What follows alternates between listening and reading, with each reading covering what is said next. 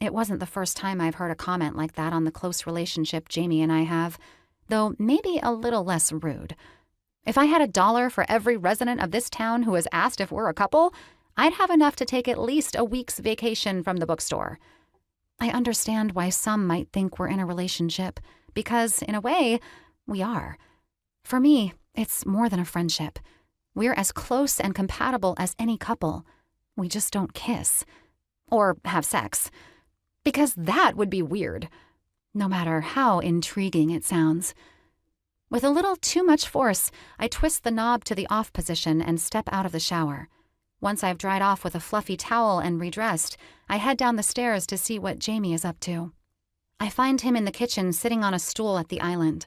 His back is facing me, but I can see his favorite coffee cup filled with steaming black coffee. As if he senses me, he turns and greets me with a smile as warm as a hug. "Hey." His voice is low and scratchy. It's probably the first time he's spoken this morning. "Hi." I feel nervous for some reason, as if there's been a shift between us only I can sense. I'm probably still shaken from last night.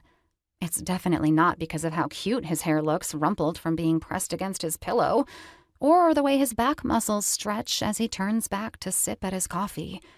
And why am I suddenly overcome with the need to reach out and touch him?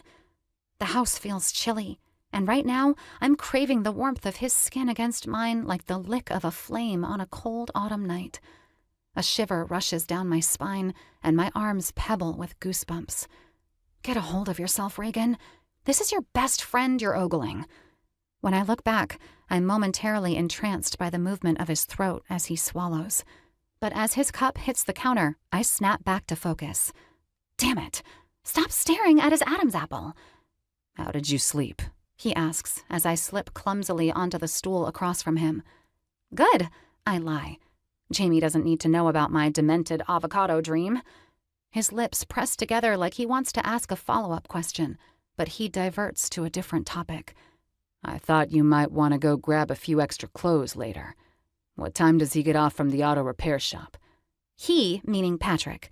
It seems Jamie has no interest in saying his name, which is fine with me. 1 o'clock, I think. The douche canoe works part-time at Reaper Repairs from 8 a.m. to 1 in the afternoon. Then he busses tables at Bones in the evenings.